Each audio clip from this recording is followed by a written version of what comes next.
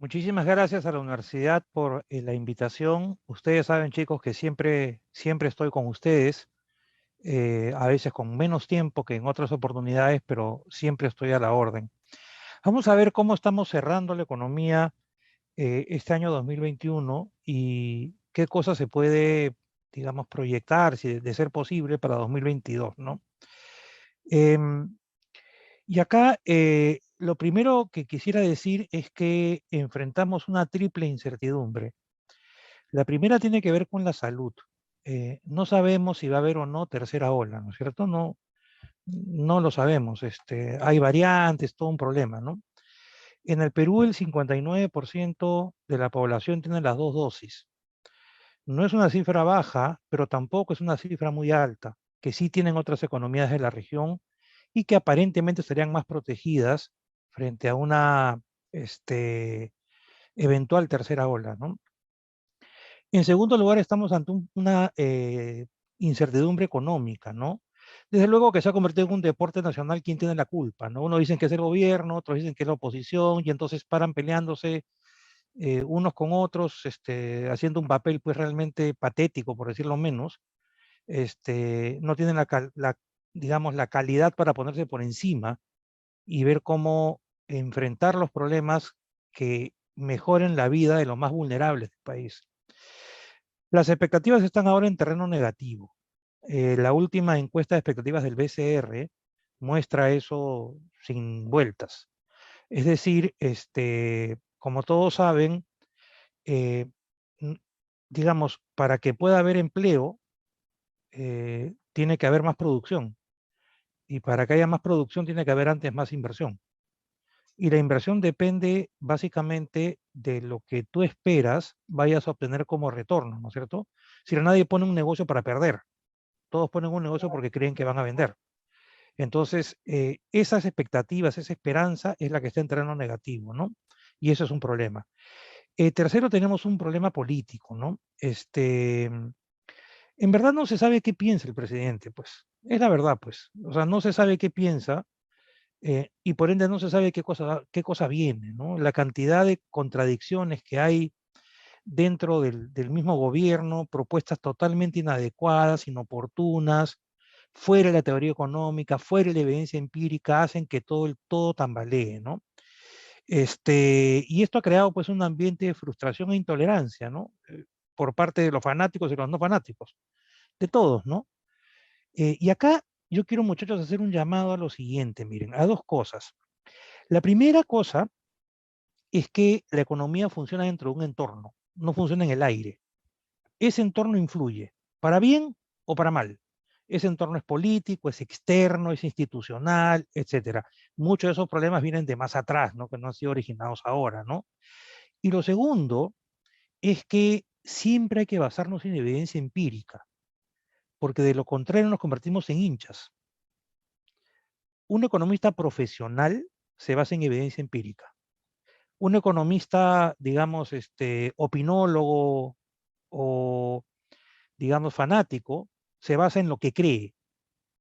Pero la economía no es una creencia. La economía no es un acto de magia, no es un dogma.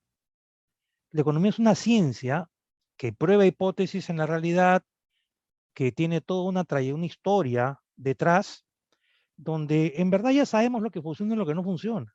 Ya lo sabemos ya. Lo difícil es la implementación, ¿no es cierto? Pero yo creo que para no debilitar nuestra profesión, tenemos que ser más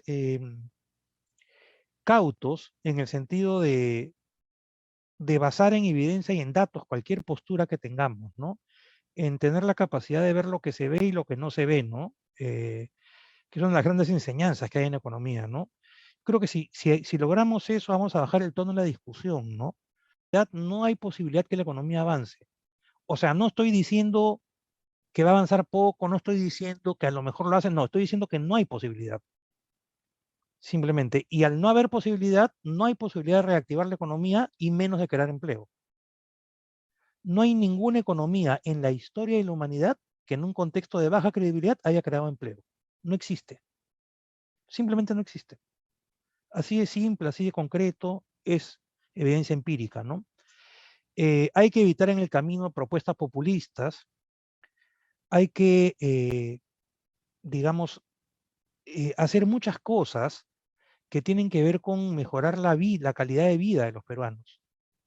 Eh, Ese es un tema para el que, digamos, existen diversas herramientas eh, que si se ponen en marcha, el asunto va a tender a mejorar, pero por unas o por otras tenemos una capacidad de gestión pública súper baja, tenemos pues una informalidad enorme, una desigualdad enorme, y eso no se soluciona con gritos en plazuela, pues. Eso se soluciona con la cabeza. Hay que pensar qué hacer, cómo hacerlo, hay que conformar equipos, ¿no es cierto? Eso no tenemos ahora. Y todo esto se ha reflejado pues en una aprobación tanto presidencial como de legislativa absolutamente deplorable, ¿no? Castillo tiene el menor nivel de aprobación de cualquier presidente del Perú desde que existen encuestas en este periodo de tiempo. Y ahí tienen la data de IEP, porque como todo el mundo está pues fanatizado, uno dice, pues si pones a Ipsos, muchos van a decir la encuesta la compran, si pones al otro no me gusta. Bueno, IEP es un centro de investigación que yo respeto mucho y que es de izquierda, ¿ok? Lo cual no tiene nada de malo, solamente lo pongo para que vean que no estoy poniendo ni a Ipsos ni a CPI que ha salido hoy día. Ipsos le da al presidente Castillo 25% de aprobación. Lo que es más grave, en las zonas rurales solamente tiene 38% de aprobación, cuando en la segunda vuelta sacó 80% de votos. Es decir, ha perdido credibilidad, es real simplemente. ¿De quién es la culpa? Ustedes se encargan de escoger el culpable, o los culpables, o la culpable, o quien quieran. Pero lo real es esto, eso es lo real. Entonces yo creo que para reactivar la economía se requiere primero controlar los contagios. Como veremos en un cuadro en un ratito, el número de contagios está subiendo, es real, está subiendo. El gabinete ha perdido respaldo completamente. Mirta Vázquez, a mí me parecía que era genial que estuviera en el cargo, pero la verdad es que ha perdido mucho respaldo dentro del gobierno, no hablo entre la población, dentro del gobierno.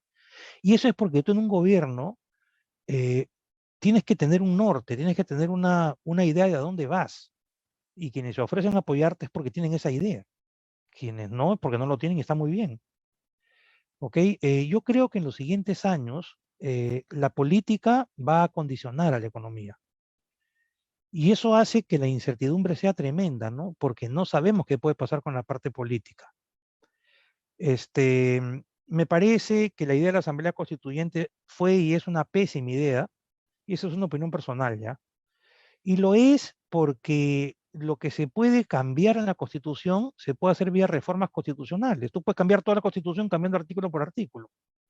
Esta onda de refundar al país, esto ya es antiguo, pues estas ideas son ideas de la mitad del siglo XX, pues. Si estas ideas ya no deberían existir aquí, ¿no? Eh, si la población quiere una asamblea, pues que se haga, ¿no? Está bien, no hay problema, pero hay que seguir los medios democráticos, eso sí. Eh, la misma encuesta de IEP le da a Cerrón una aprobación de 4%. Entonces, si yo soy miembro del gobierno y veo que la aprobación de Cerrón es 4%, ¿qué cosa haría racionalmente? Deslindar de él, pues. Pero lógico, es elemental, porque es el que te está cargando la mochila. Pero en fin, el tercer punto que ya tiene que ver con la economía más directamente es qué tan sólido se mantiene el sistema financiero, ¿no? Ha sido positivo el nombramiento del directorio del Banco Central, bastante positivo. Los 7 economistas no piensan todos igual, pero saben lo que dicen. Hoy ya fue ratificada Socorro Heisen en la superintendencia, que es una excelente noticia. Y la verdad que en el tema del gasto público yo veo hoy día un derroche de gasto público. O sea, no lo digo por un tema ideológico. Entren a la página del MEF, vean consulta amigable y miren cómo se está gastando. Y la verdad es que solo se puede gastar con más deuda. Este, entonces, el tema pasa por ser conscientes que tenemos que gastar mejor, porque el dinero no sobra. Estamos saliendo de una pandemia, ¿no? El quinto punto tiene que ver con mantener los equilibrios básicos, ¿no? La estabilidad monetaria está asegurada con el Banco Central. Recuerden que la inflación es un resultado económico y por lo tanto viene determinada por la política monetaria que se hace en el BCR y por choques exógenos, o sea, externos a la economía. Este aumento que vamos a ver más adelante en los precios de los insumos alimentarios es un fenómeno mundial, no es un fenómeno local y es muy poquito lo que se puede hacer. El manejo responsable de las finanzas públicas, yo creo que ahí Pedro Franque está yendo razonablemente bien, a pesar que está endeudando al país, pero va razonablemente bien, es una persona responsable, me parece que en ese aspecto está tratando de empujar la inversión privada, pero no encuentra el eco en el presidente del país, ¿no? No lo encuentra claro, por lo menos. Entonces, en los últimos días se habla mucho de la reforma tributaria, ¿no? Entonces, lo primero que hay que ver cuando uno toca este tema es entrar a un diccionario y leer qué es una reforma tributaria. Una reforma tributaria no consiste en subir impuestos, no. Consiste en ampliar la base tributaria, en enfrentar directamente la evasión enorme que hay en el Perú, la elusión enorme que hay en el Perú, y ver qué exoneraciones han funcionado y las que no hay que quitarlas. Hay que sacar las exoneraciones que no funcionan, que no han generado el impacto deseado. Eso es una reforma. ¿Ok? ¿Qué nos dice la evidencia empírica? ¿Qué cosa es lo que nos dice? Nos dice, y ustedes como estudiantes de economía lo saben, que si una economía recién se está recuperando, no puede subir los impuestos. Porque si lo subes, la capacidad de gasto de la economía va a bajar. Imagínate que gastes 20 y de un momento a otro te suben los impuestos y te queda para gastar 18. Entonces, como todos gastan menos por los impuestos, o una gran parte gasta menos por los impuestos, que han subido en ese escenario, entonces la economía se frena. Y uno dice, pero es que se necesita plata. Anoche decía el ministro de Economía, mi buen amigo Pedro Franque, y somos amigos, ¿ah? Decía, es que requerimos hacer hospitales, requerimos hacer un montón de cosas. Ya miren el cuadro que está a la derecha. El cuadro que está a la derecha, por eso datos, no rollos, datos. El cuadro que está a la derecha, ¿qué cosa muestra? Con data del 7 de noviembre, la cantidad de dinero no ejecutado todavía me dio en millones de soles. Por ejemplo, la región Cusco todavía no ha gastado 201.613 millones de soles. Eso es lo que no ha gastado. ¿Ok?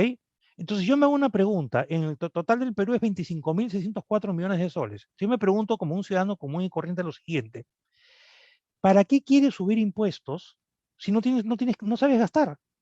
Explíquenme. Disculpe que sea tan directo, pero ustedes me conocen y yo soy directo. La pregunta es muy fácil. Si, si la reforma tributaria va a recaudar subiendo impuestos 12.000 millones cada año y la economía recién se está recuperando, espérate que se recupere, agarra velocidad crucero, tercer año más o menos, entre 2 años, y en esos 2 años tú usas esta plata de acá, los 25.000 que no se han gastado, 12.000 cada año, y tienes el mismo monto. El problema no es de plata, el problema es de capacidad de gestión. No es posible que no se haya gastado todos esos cifras que están en rojo. Y acá ningún departamento, nadie se salva. ¿Ok? Hay que mejorar la capacidad de gestión pública del gobierno. Siguiente anuncio. Salario mínimo a 1.000 soles. Lo primero que un economista tiene que mirar es quiénes se benefician con esto. Primero, con data de 2019, el 73%, con data de 2018, el 78.2% de los trabajadores no se benefician. ¿Por qué no? Porque son informales. ¿Y cuánto gana en promedio un informal en el Perú? 500 soles al mes. O sea, ellos están fuera del beneficio de esta medida. Pero de los formales, ¿qué porcentaje se beneficia? El 4%. Y dentro de ese 4% hay un dato que no puse por tema de tiempo nada más. El 72% trabaja en MIPES, que son formales. Tú a la MIPE le subes ese costo de producción y la matas, simplemente. Es decir, si una MIPE de turismo, por ejemplo, en Cusco, que recién se está apenitas vendiendo uno que otro paquete, le exiges que suba el salario mínimo que tendría que ser a 1.100, ¿no es cierto? Para que sacado los descuentos quede 1.000. ¿Qué cosa es lo que va a pasar? Bueno, hablará con el trabajador y le dirá, ¿sabes qué? Te pago como informal, informaliza, te voto, desempleo o quiebro. ¿Ok? Lo que tienen ante sus ojos son datos. no son opiniones que suenan bonitas, porque las buenas intenciones en economía nos han demostrado a lo largo de la historia que son válidas siempre y cuando estén respaldadas en datos, en hechos, pero no son en buena intención, pues si no cualquiera sería economista, pues. O sea, si la economía va a ser un conjunto de buenas intenciones, entonces que todo el mundo sea economista, que le den el cartón a todos los habitantes del Perú. ¿Para qué estudiamos tanto entonces? Entonces, lo que hay que mirar acá es cuánto se benefician, y ahí tienen el dato. Entonces, el otro día el presidente o el ministro de Economía, Pedro, decía que estaba feliz porque la economía peruana iba a crecer, iba a tener el crecimiento más alto de América Latina. Cualquier economista mediano nada más se ríe de eso, pues. ¿Por qué se ríe? Porque cuando tú tomas un dato en variación porcentual, lo estás comparando contra el año previo. Entonces, si en el año previo caíste 11%, 11.1, y ahora subes 10, 11 o 12, en realidad estás recuperando lo anterior. Y decir que somos lo que más crecimos de América Latina es una falacia, porque para poder probar eso, tendrían que haber caído en el año 2020 todas las economías exactamente en la misma proporción, para que de una base igual yo diga, esta creció más, esta creció menos. Pero no, la economía peruana fue la que más cayó en América Latina. Por ende, rebota el dato y no es sorprendente que sea la que más crece. Pero eso es un rebote. ¿Qué pasa si nos comparamos contra 2019? Ahí sí, el crecimiento es cero, comparado con 2019. Hay que ser más honestos intelectualmente. Hay que dejar de decir cosas que no son, que pudo ser peor, como dijo anoche Pedro Franque, claro que pudo ser peor. ¿Y por qué no fue peor? Por minería. El 72% del rebote es minería. Entonces, si no está minería, este crecimiento de 10, 11 este año sería 5 o 6, no sería más. Son datos, ¿ok? La vacunación ha avanzado, es cierto, y eso hay que aplaudir al gobierno. Uno tiene que ser objetivo, no puede ser mezquino. La vacunación está avanzando y el gobierno lo está haciendo muy bien. Ahora, que la gente no quiera vacunarse porque cree sabe Dios en qué cosa, es problema de la gente, pues simplemente. No es un problema del gobierno. El gobierno está actuando muy bien ahí, ¿ok? También ha aumentado mucho la inversión en autoconstrucción. Eso en parte también ha ayudado a este rebote, pero básicamente es rebote, eso es lo que quiero decir. ¿Ok? El problema es 2022, no es 2021. Vamos a temas de salud. Miren, acá tienen en este gráfico claramente las dos olas, ¿no? Arriba del 8 de agosto está la primera ola y arriba de febrero 24 más o menos está la segunda ola que fue terrible, ¿no? Entonces miren qué está pasando ahora con data al 12 de diciembre, ¿no? Ahorita. Eh, Miren Perú, miren abajo, miren esa oreja abajo, ya está creciendo ya. ¿Y por qué como economistas nos debe importar esto?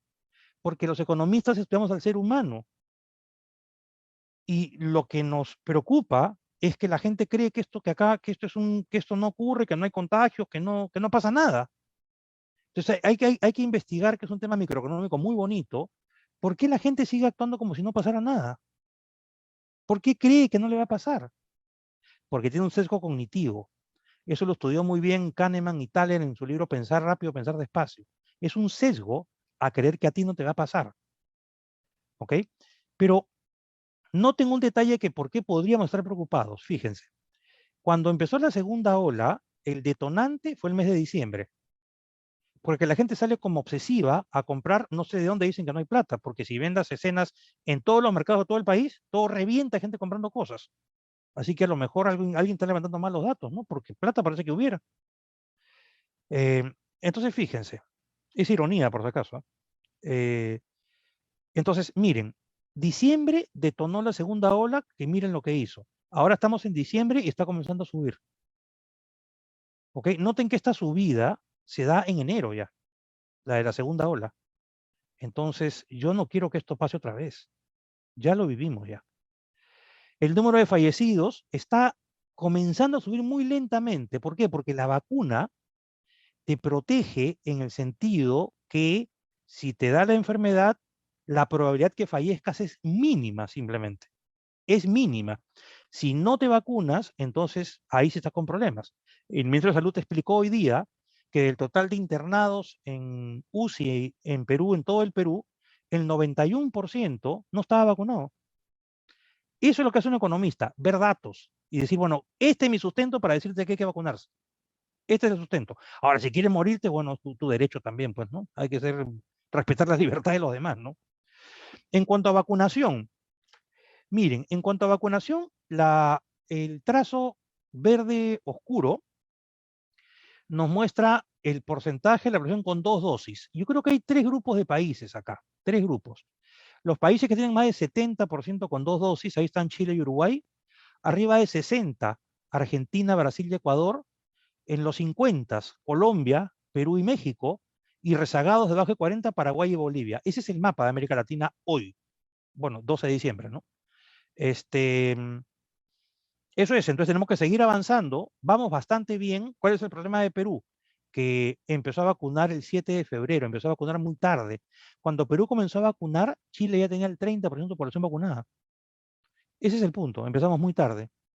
Entonces, ¿cuáles son las proyecciones que hay? Miren, miren 2022, que es lo que importa ahora, ¿no?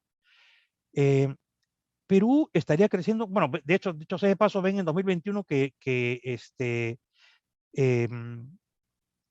2021 que Perú estaría creciendo pues 10%, pero si ustedes miran 2020, Perú fue la economía que más cayó, fíjense. Miren Perú. La otra que cayó fuerte fue Argentina, ¿no? Argentina también estaría en un semi-rebote por lo desastroso como que están manejando su economía, ¿no? ¿Cuál es la presión para Perú? El Fondo Monetario le da a Perú 4,6, el Banco Mundial 3,2, Banco Central 3,4, MEF 4,8, bastante optimista. En lo personal, yo difiero de estas proyecciones, pero no difiero porque opine. En la universidad hemos trabajado un modelo de proyección, bueno, con un montón de econometría y varios supuestos también, desde luego, porque no hay otra forma de proyectar, ¿no? A mí me sale que Perú estaría creciendo entre 2 y 2,5, más o menos, que es absolutamente insuficiente, ¿no? Pero sea 3 o 4 es lo mismo, o sea, son cifras muy bajas. ¿Ok? Muy, muy bajas. Y con eso estaríamos retomando el nivel de producción de 2019 recién hacia abril o mayo de 2022. ¿Ok? El mundo sí se está recuperando. Acá se agregan a todas las economías del mundo, ¿no? Si 2019 era 100, entonces el total ahora está en 103. ¿Ok? Pero se explica básicamente por China y Estados Unidos, porque si no los contamos, el total es 100. O sea, estamos, digamos, sin China y Estados Unidos hemos recuperado el nivel que teníamos en 2019. Entonces, ¿por qué?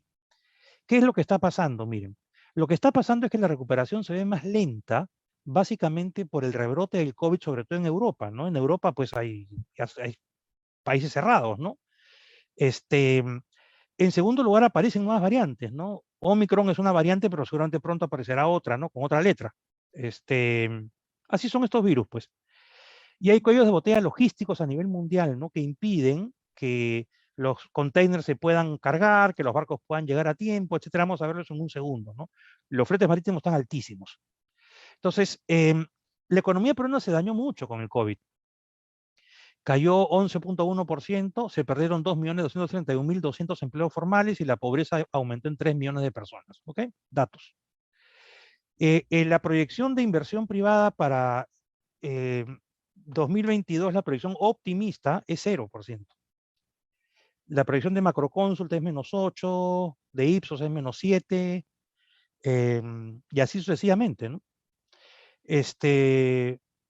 ¿Y por qué? Creo que la explicación no es tan difícil, ¿no? El que invierte es una persona que va al banco, toma un préstamo o toma sus ahorros y pone un negocio, ¿no es cierto? Eso es el que invierte. Entonces el que invierte arriesga.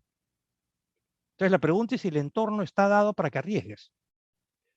Y la respuesta es no. Puede haber una tercera ola, con lo cual te meten a casa de nuevo, entonces aguantas.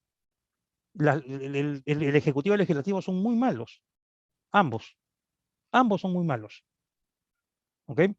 Entonces, te generan un ambiente que tú dices, prefiero esperar. Y en ese prefiero esperar te pasas a comprar dólares. Entonces, al comprar dólares empiezas a aumentar el tipo de cambio. Vamos a hablar sobre el dólar en un minuto. Noten que no estamos aprovechando el entorno externo como deberíamos. Miren el precio del cobre. El 5 de junio de 2020 estaba en 220 centavos de dólar la libra. Ahora, el 7 de diciembre está en 438, o sea, se ha duplicado. Miren el zinc, del 5 de junio que estaba en 80 centavos de dólar la libra, ahora está en 149, casi se ha duplicado. Miren el oro, si veo 3 de diciembre de 2018, fíjense ahora, estaba pues en 1200, ahora está en 1781. O sea, no aprovechamos esto, entonces no tenemos cómo sostener el crecimiento de 2021, pues. Pónganle ustedes la política encima y ustedes decidan si lo que estoy diciendo, si se puede crecer o no se puede crecer. ¿Ok? O sea, no se trata de ser un fanático. ¿Saben qué? Yo detesto el fanatismo en cualquier campo de actividad del ser humano. El que ustedes quieran, hasta en el fútbol lo detesto. ¿Ok? Se hincha, bacán, pues se hincha el Cienciano, de Cusco, genial, pues yo soy hincha del Boys, bacán. Pero hincha, pero no soy un enfermo, no soy un fanático. Detesto esas cosas, porque en la historia de la humanidad nunca los extremos han funcionado.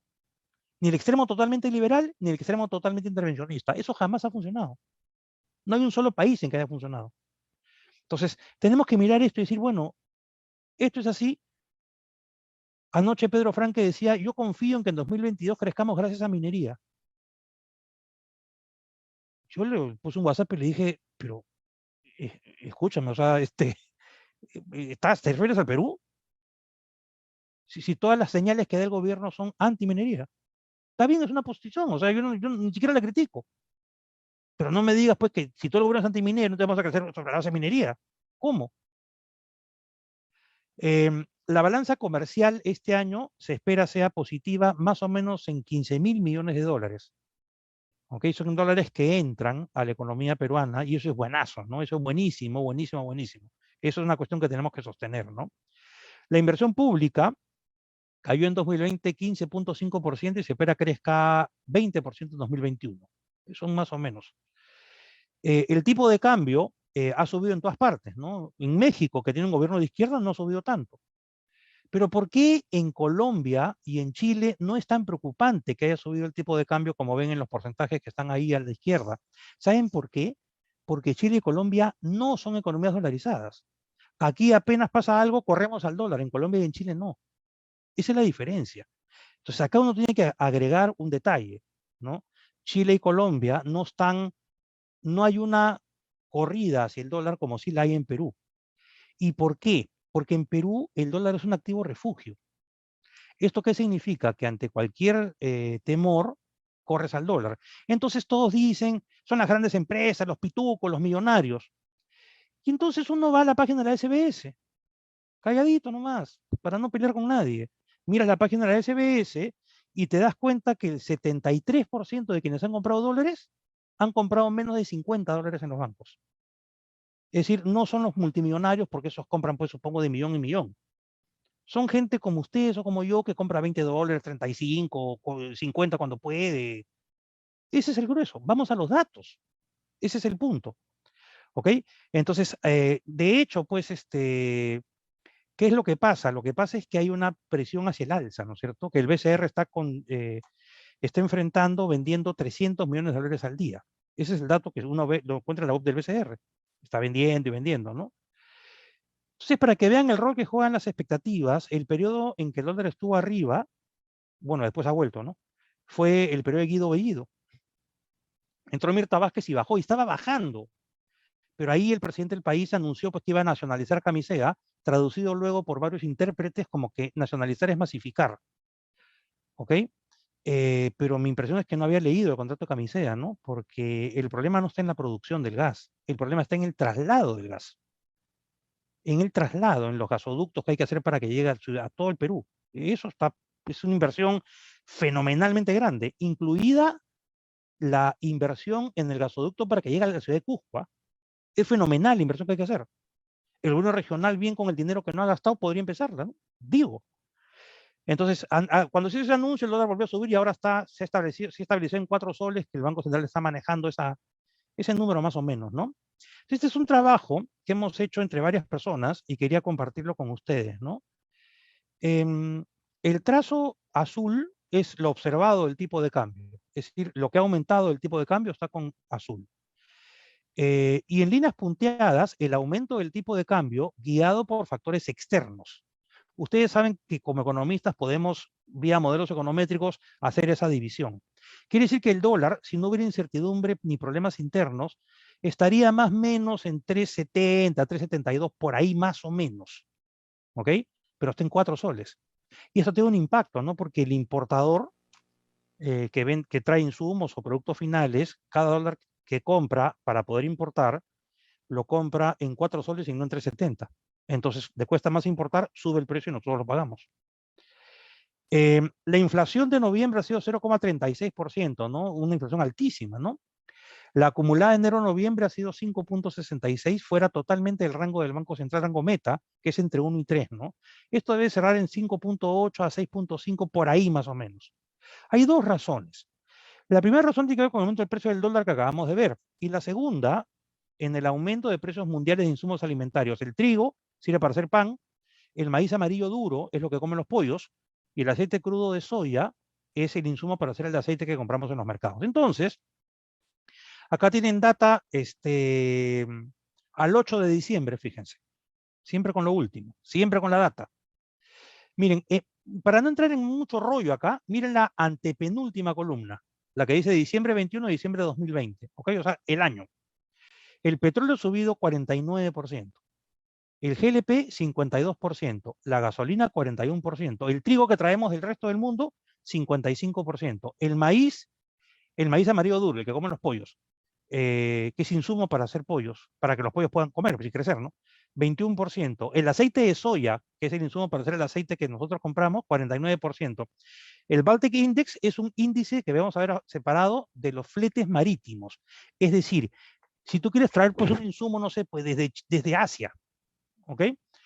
Ese Baltic Index, ¿qué cosa mide? ¿Cuánto cuesta que, digamos, alquiles un container, metas tu producción, lo subas a un barco y ese barco venga al Callao, a Paita o a Matarani? ¿Ok? Eso ha subido 150%. De locos, simplemente. Y el tipo de cambio subió 12,7%. Te pongas a pensar, una persona que importa tiene que comprar un dólar 12,7% más caro que en enero. Tiene que comprar el insumo fuera a un nivel mucho más alto, están los porcentajes de aumento. Y además tiene que pagar el flete marítimo que ha subido 150%. ¿Cómo no van a subir los precios?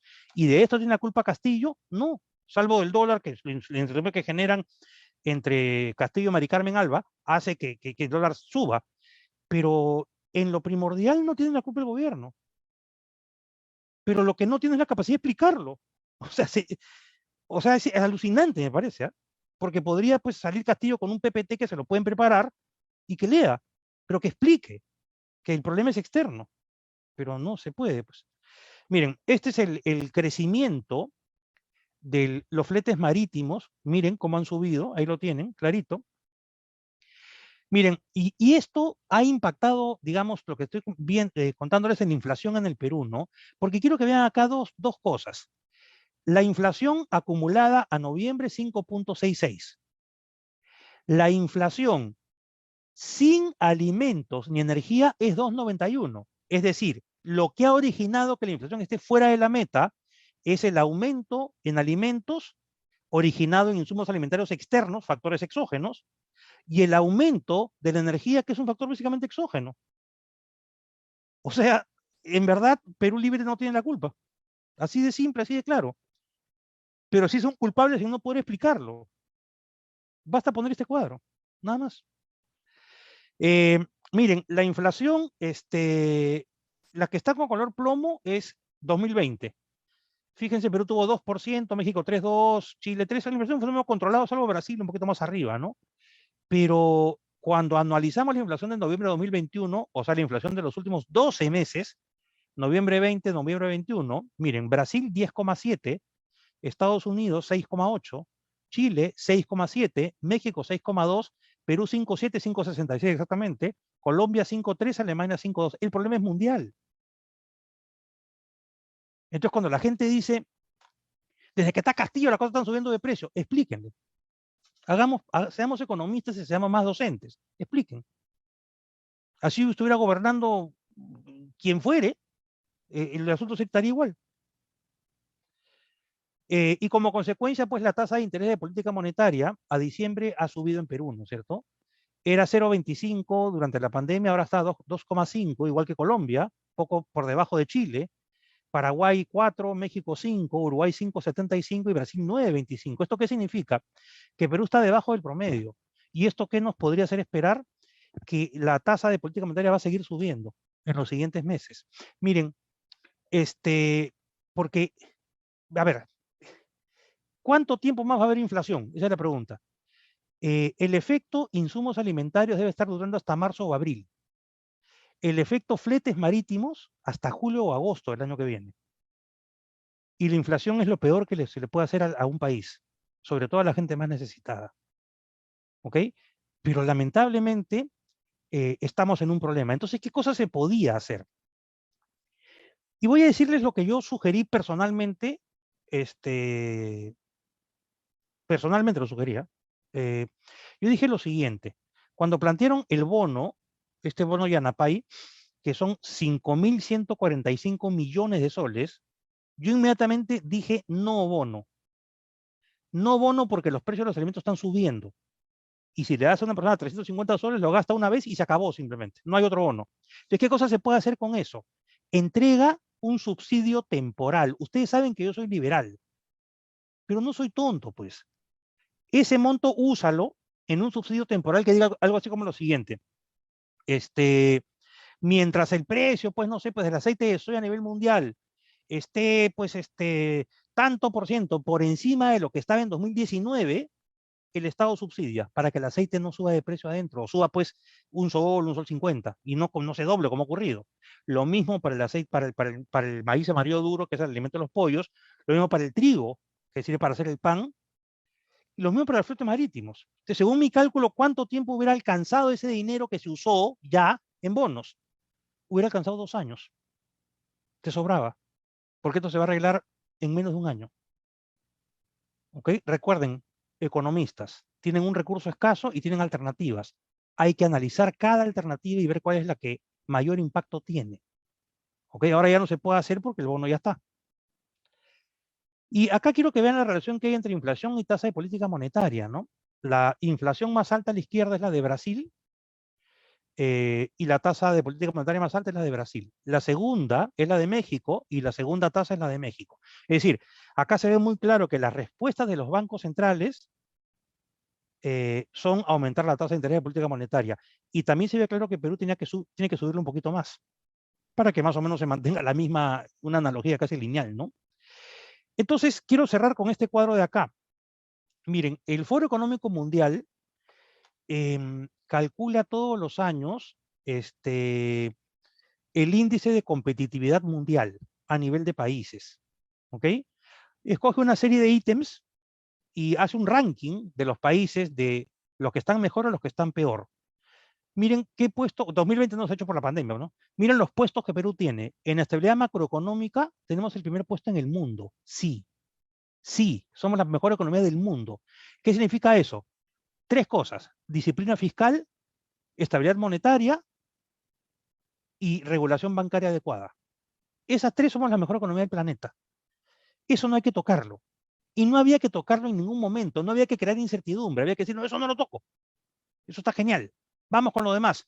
Infraestructura, puesto 88, ahí. Capital humano, educación y salud, puesto 81, ahí. Prácticas laborales, puesto 77. Instituciones, puesto 94. Nadie cree en nadie. Nadie cree en el Congreso, nadie cree en el Poder Judicial, nadie cree en que Cinciano vaya a pasar la primera fase de la Sudamericana, nadie cree en nadie simplemente. Adopción de TICS, puesto 98. Capacidad para innovar, puesto 90. Entonces, ¿qué cosa es lo que hay que hacer? Primero, claro que la estabilidad macroeconómica no es suficiente. Es más, nunca ha sido suficiente. Nunca. Tenemos que trabajar en reformas para conectar las cifras macro con el bienestar micro. Eso es lo que hay que hacer. ¿Y cómo se hace eso? Mejorando en lo que estamos atrás.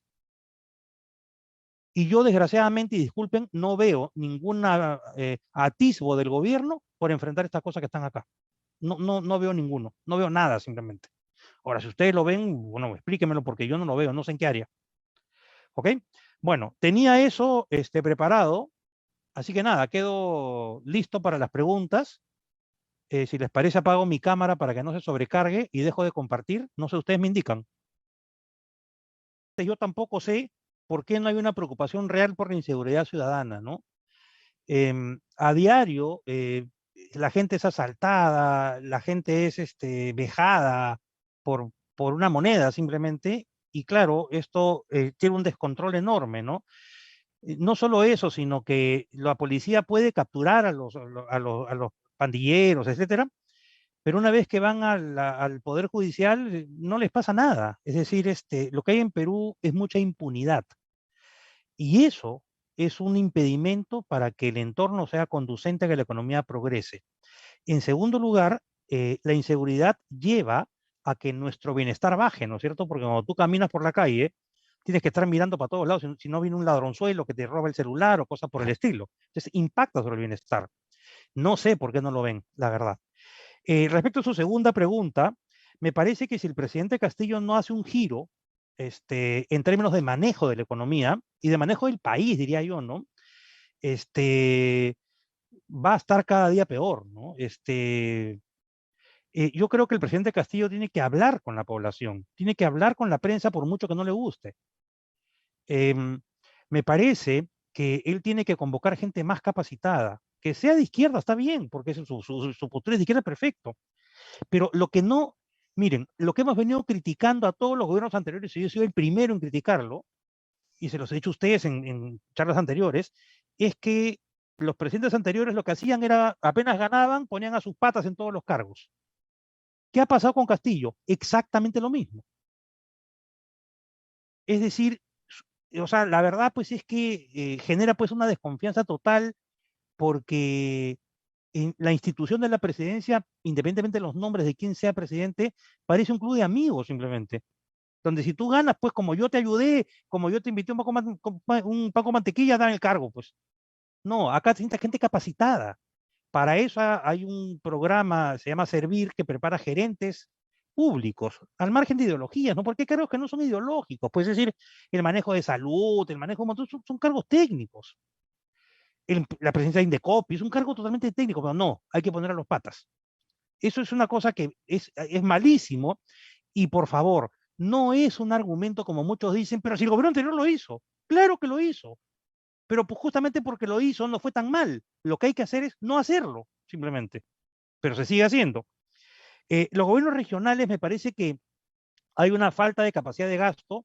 Yo hace un tiempo propuse y lo he vuelto a proponer ahora, que los gobiernos regionales tengan dentro de su, digamos, empleados, gente que trabaja en los gobiernos regionales, no menos del 30% de sus empleados deben ser, de sus funcionarios deben ser estudiantes de últimos años de las universidades de la región.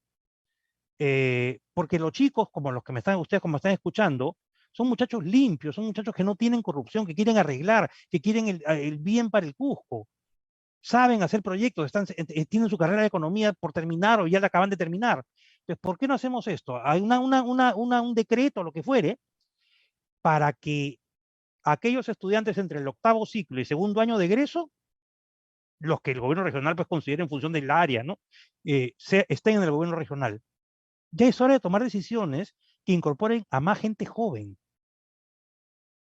que yo creo que funciona mucho mejor. No creo, estoy seguro que funciona mucho mejor. Pero otra vez, ¿contra qué chocamos? Contra el club de amigos, pues. Y esto se repite en todas partes. Gracias, profesor.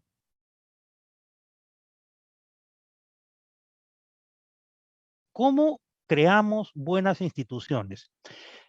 Fíjese, profesora, yo en los últimos 10 años, por momentos he sido optimista que eso se puede hacer, por otros momentos he sido pesimista. Es decir, es difícil, porque, digamos, la única forma de crear buenas instituciones es que se comience con proyectos piloto. Estoy viendo experiencia de otros países nada más, ¿ah? Con proyectos piloto que comiencen a dar resultados.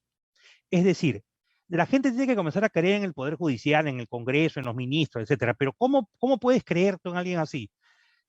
La única forma de creer y darle más sentido a la institucionalidad es que esa persona, ese puesto, eso, lo que fue, ese lugar, dé resultados. Y quiero poner una analogía, profesora Rocío, que va a salir completamente del tema, pero que para los muchachos va a ser muy simple de procesar. En el año 2015, a fines de 2015, llegó Gareca al Perú. A todos nos gusta el fútbol. Y Gareca lo que prometió fue que iba a preparar un equipo para Qatar 2022, no para Rusia. Esa fue su promesa. ¿Ok? Entonces la gente ya sabía que este señor estaba preparando un equipo joven, nuevo, que iba a ir a Qatar. Es decir, la expectativa para Rusia, ¿dónde estaba? Estaba acá. Pero de un momento a otro comenzó a dar resultados. Ganamos en Quito, si mal no recuerdo, 2-1. Nos dieron unos puntos por una mala inscripción de un jugador boliviano. Ganamos en Paraguay 4-1. Y empezó a dar resultados. Y la institución equipo de fútbol de la selección peruana comenzó a crecer. Tanto es así que Gareca luego pudo equivocarse en amistosos, que perdimos tremendos amistosos con equipos muy menores que Perú, pero cuando fuimos a la Copa América, otra vez quedamos segundos, credibilidad arriba otra vez. Es decir, mi postura es que la institucionalidad se gana con resultados. Si el Congreso legislara en favor de todos, si el presidente de verdad dijera, yo no sé de tema de transporte, oye, ¿quién es el mejor, la persona que más sabe en el Perú de transportes? Tal persona, venga, por favor, ayúdeme. Si tuviéramos esa actitud y no la de estar permanentemente victimizándonos, entonces yo creo que el Perú sí puede salir adelante. Yo soy, desde ese punto de vista, optimista. Me parece que eh, el presidente tiene que hacerse creíble para que las situaciones mejoren, pero no puede ser que un ministro en Perú dure en promedio dure 11 días cada uno en promedio, desde que asumió el presidente Castillo. No puede ser que nombran a una persona ahora de ministra, ministro, lo que fuere, inmediatamente le salen un montón de perlas. Es decir, ¿quién te está rodeando? Esa es la pregunta. Entonces, el problema, profesora, es que ahora ya no le creemos. De acuerdo con las encuestas, casi nadie le cree. Entonces, la pregunta es, si nadie le cree, ¿cómo hace él para hacernos creer? Es decir, su chamba en los siguientes meses es hacernos creer. O sea, convénceme y yo te voy a creer. Y voy a ir al banco a pedir el préstamo y voy a poner mi emprendimiento, mi negocio de jugos. Pero haz algo. Mudo, estando mudo, no me ayudas. Entonces, para mover la economía hay que hacer un cambio institucional. Eso pasa por mejorar ministerios, mejorar gobiernos regionales, mejorar reglas de juego en general, ¿no? Hay que poner a la gente correcta en cada lugar. Volviendo a la analogía del fútbol, lo único que me preocupa es que esta persona correcta no era peruana. No tengo nada contra nadie, pero tuvieron que traerle de fuera. ¿Se dan cuenta? O sea, necesitamos personas que realmente empujen este asunto de acá. El sistema financiero, un dato. En el Perú, solo 4 de cada 10 adultos tienen una cuenta en el sistema financiero formal. Solo 4 de cada 10. Esto quiere decir que 6 de cada 10 adultos consigue el dinero o se mueve en un mundo paralelo o mundo informal. Eso daña mucho a la economía. Lo que hay que hacer, o creo yo, no soy el dueño de la verdad, pero me parece que la principal reforma por la que tenemos que comenzar es por una reforma de la informalidad. Hay que formalizar. El sistema financiero. Yo siento que los programas que se hicieron en un inicio, en 2020, no funcionaron porque no llegaron a los informales. Y el grueso del país es informal. Y al no llegar a los informales, estos tuvieron que salir de casa para que tenían que vender lo que fuera para poder comer y los contagios empezaron a multiplicarse. Es decir, debemos dejar de pensar en el Perú como un país formal. Debemos dejar de anunciar vamos a aumentar el salario mínimo, porque eso atañe a un grupo muy pequeñito de personas. La mayoría de personas que son los informales, nadie hace referencia a ellos. Fíjense bien, nadie. Entonces necesitamos programas para los informales. Hay que atraerlos. Einstein, el gran sabio, decía que en momentos difíciles como los que Perú tiene, la imaginación es más importante que el conocimiento. Muchachos, hay que imaginar cómo formalizamos al informal.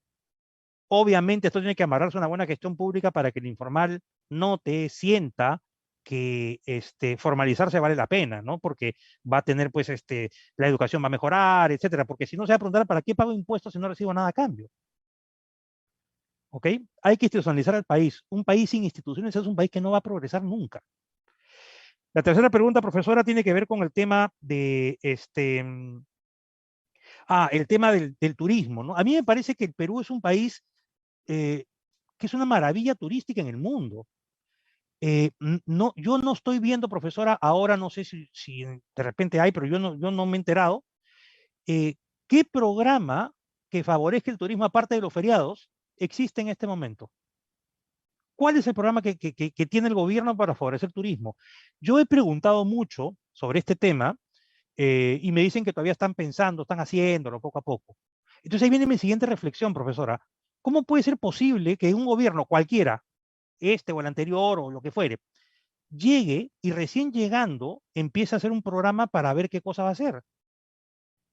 ¿No se supone acaso que quien llega democráticamente al mando del país tiene todo un programa listo, tiene todo un equipo listo? Y si no, empieza a reclutarlo, pues. Pero me da la impresión que no. A mí me da mucha pena porque el turismo en Perú, bueno, donde Cusco es nuestra bandera, ¿no? Pero no solo Cusco, hay muchos sitios en Perú maravillosos y el turismo peruano no se está promocionando. La verdad, profesora, le confieso que acá en Lima no se está promocionando nada, se lo confieso. O sea, a mí no me llega ningún correo, ninguna cosa que diga, viaje a Cusco, 3 días en tal hotel y vaya al Valle de Urubamba, nada. Y tampoco me llega nada de ir al norte, de ir a ninguna parte. Y yo, como soy un curioso, porque siempre busco datos, aunque esto no es un dato contundente, he preguntado a muchas amigas y amigos que viven fuera de Perú. Y les pregunto, oye, ¿te llegan paquetes turísticos para ir a Machu Picchu, para ir a Cusco? Me dicen, no llega nada. Entonces yo me pregunto directamente, ¿qué cosa está haciendo ese viceministerio? ¿Dónde está la promoción del Perú? Si como usted bien dice, ya los contagios en Perú están más o menos manejados, controlados, ya debería venir el turismo, pero no está viniendo porque no tenemos una política que promocione el turismo y no se están dando cuenta que el turismo en el Perú, por empleos directos e indirectos, genera más o menos 1,5 millones de empleos, directos e indirectos, formales e informales, pero es 1,5 millones de personas que tienen familias. Es decir, ahí hay que trabajar duro. No veo que hay un programa, lamentablemente no lo veo, y eso es lo que puedo decirle. Profesora, le agradezco mucho sus palabras, de verdad.